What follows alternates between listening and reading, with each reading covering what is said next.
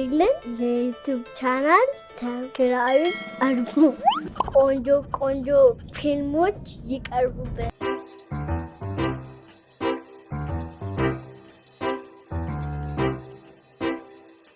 በዚህ ጨረቃ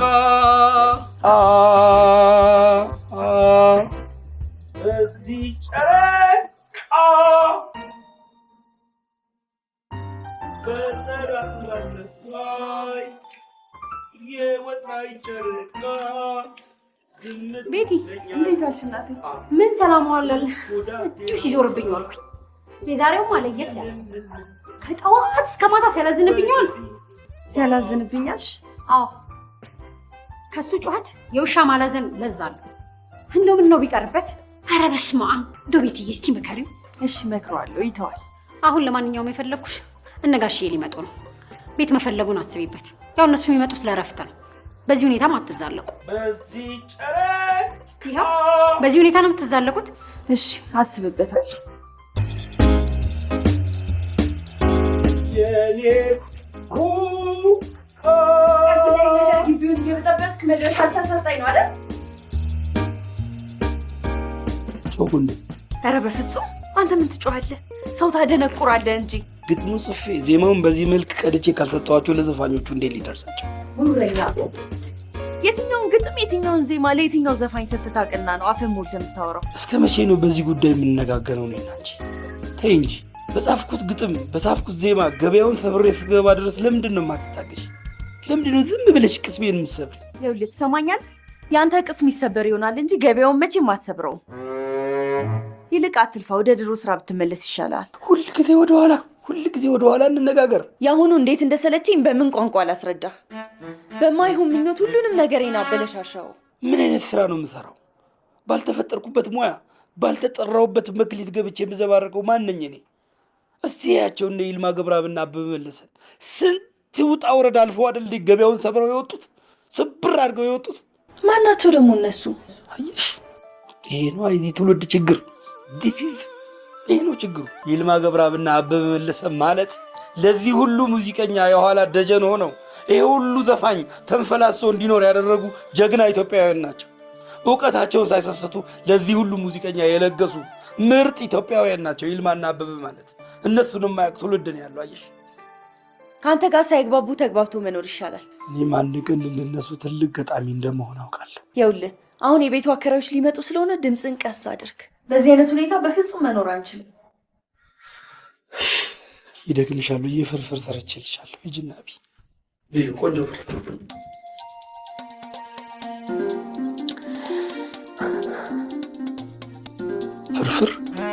የልቤ ፍርፍር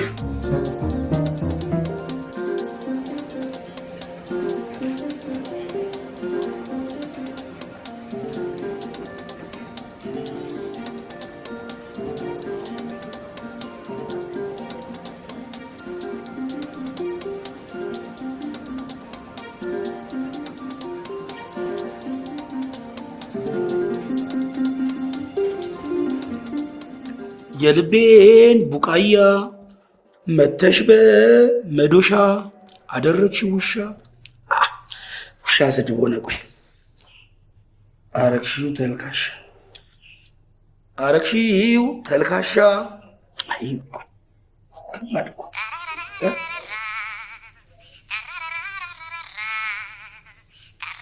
ሄሎ ሄሎ፣ ዳጊ ነኝ ከስቱዲዮ። እዴ አባቴ ሰላም ነው ወይ? እንዴት ነህ? ይገርምሃል፣ ያንተ ሙዚቃ ልክ እንደ መድኃኒት ከምግብ በፊትና ከምግብ በኋላ ሁልጊዜ ነው የምትጠቀመው። እንደውም ከባለቤቴ ጋር ተነጋግረን አንዱን የምግብ ፕሮግራማችን ትተን ያንተ ሙዚቃ ነው እየተመገብኩ ያለሁት። አንተ ሙድ ትይዛለህ እንዴ? ለስራ እኮ ነው የፈለግኩት። ሄሎ ዱቄታ እንትን ብሎ አቀናባሪ። ሄሎ ተቋረጠ፣ በእናትህ ተቋረጠ። ራሴ ነው የዘጋሁት። ራስ ሊደውሎ አንድ የጀመርነው ሙዚቃ አለ፣ ስለሱ ሊያወራኝ ነው። ደግሞ ጆንን ልናፈምሳት ነው። ማን ነው ደግሞ ጆን? ወደፊት ታውቀዋለህ። ያበደ ሙዚቃ ሰርቼለታለሁ። አንተ ሰርተህለት እንዴ? ለማንኛውም ነገ ከባድ ሰው ለስራ አገናኛለሁ። በደንብ ተዘጋጅተናል። በጣም ከባድ ሰው ነች። በደንብ ተዘጋጅተናል። በአንተ ጉዳይ ሁል ጊዜ ከባድ ሰዎች ነው የማገኘው። አሹ በቃ ቻው። ራስ ዲ መልሶ ደወለ። ቦታውን ቴክስት አድርግልሃለሁ። እሺ እሺ።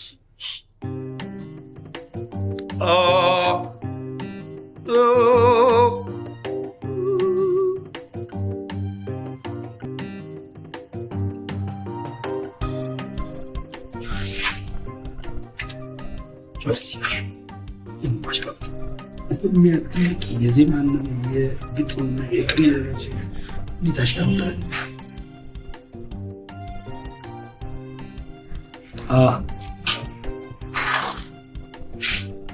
አልተሳሳትኩም። 50 አለቃ ጨዋ። ተሳስተሃል። 50 አለ ቋ ቋ። እሱ ደግሞ ወዝ ይባላል። ኦሆ ዋው! የሁለታችሁም ስም በጣም አስገራሚ ነው። የዘንድሮ ልጄን እንዴ ላሳድገው ሳይሆን ለልጄ ምን አይነት ስም ላወጣለት ብሎ ነው የሚጨነቀው። የእናንተ ደግሞ በጣም ነው የሚገርመው። በጣም ሰው ልጅ እንዳቅሙ ነው የሚያስበው የሚጨነቀው። አብዛኛው ስሙን ይሰራዋል፣ ጥቂቶቻችን ደግሞ ስማችንን እንሰራለን። 50 አለቃ ጨዋ 50 አለ ቋ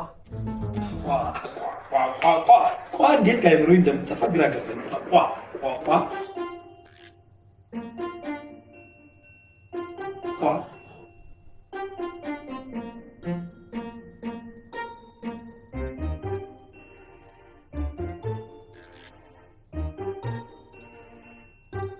አቦኳት። ቋ አይደለች? አንተ መልኳን ብቻ ነው የምታውቃት። ሌላ ባህሪ ያላት ቋ።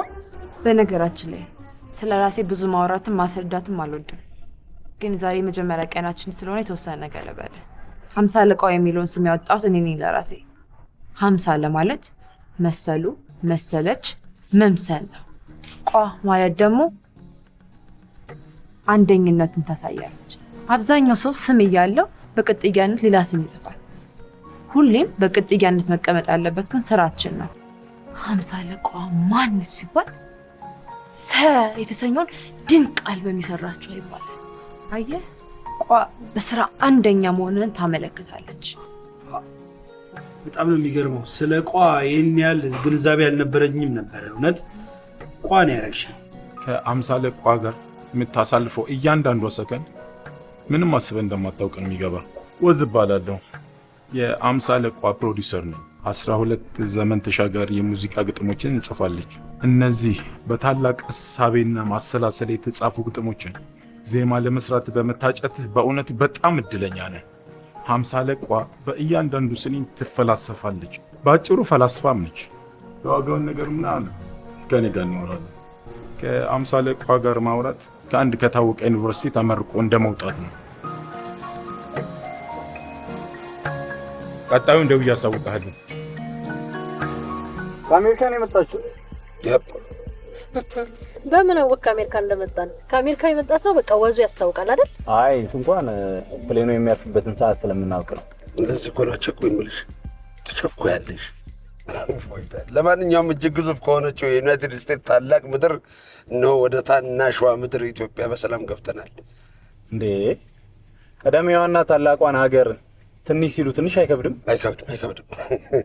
ውጭ ያልሄደ ሰው የኑሯቸውን ምቾት የስልጣኔያቸውን ደረጃ ያላየ ሰው ብዙ ማለት ይችላል። ለማንኛውም ግን ይኸውልህ የስልጣኔያቸውን ደረጃ የኑሯቸውን የምቾታቸውን ብታየው እቺ እኔ ታላቅ ናት የምትላት በኢትዮጵያ በጣም ታፍር ነበር። እኔ ወንድም አይ እኔ እንኳን ታናሽነቷን አላውቅም። እናንተ የምትኖሩት በድሮ ታሪክ ነው። ታሪክ ደግሞ ዳቦ ሆኖ አያውቅም፣ በርገር እንጂ። አንድ አለት ፈልፍለው አብያተ ክርስቲያንን ካነጹት የቀደሙ አባቶቻችን ድንቅ ስራ የአሜሪካ የበላይነት ይታያል። ማየት አለብህ፣ አንተም መሄድ አለብህ። ከቻልክ ምን ነው ድምፅ እንደዚህ ተዘጋው? አየሩ ነው ይኸው።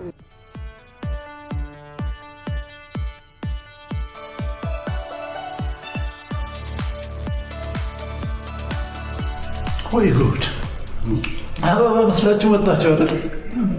አይቆንም ከኛ ምድሩን ሀገሪቷን ብታያት እንዴት አለች የተባረከች ሀገር መሰለች። ምን ነው ከቤ እንዴ ሀገሪቷን ትተህ ልጆችን ብታመሰግን እንዴ እነሱ እንዳለ ሆኖ ማለት ነው። አሎ ዝናሽ እየመጣው ነው። በሉ ሴትዮዋ አላስቀምጣለች። ትንሽ በቃ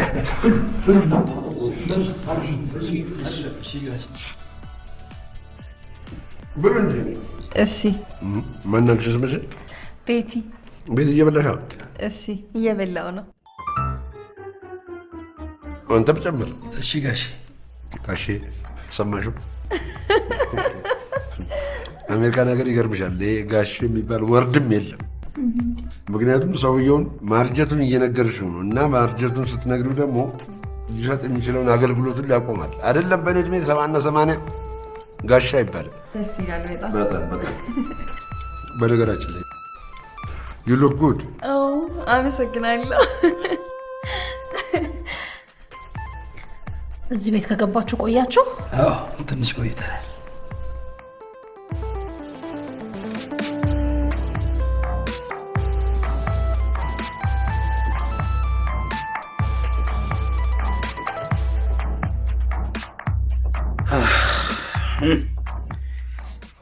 ኦሆይ አነ